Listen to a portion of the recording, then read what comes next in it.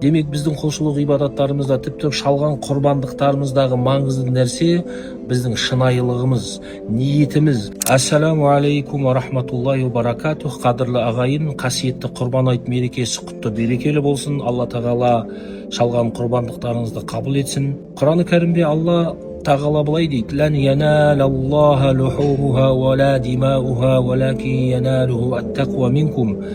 Алла тағалаға біздің шалған құрбандықтарымыздың еті, қаны Аллаға жетпейді. Яғни Алла тағала біздің құрбандықтарымызға мұқтаж емес, бірақ сендердің тақуалықтарың Аллаға жетеді дейді. «Валаки яналуху ат-тақва минкум». Сендерден Алла тағала тек тақуалықты қалайды.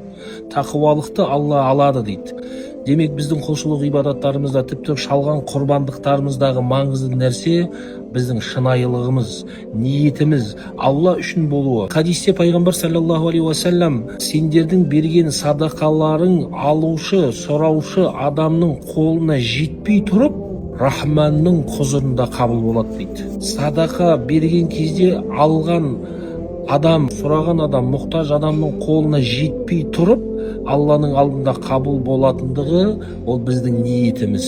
Және сендердің шалған құрбандықтарыңыздың қаны жерге тамбай тұрып, Алланың алдында ол жоғары мақамда қабыл болады. Және біздің күнәларымыздың кешірілуіне себепші болады.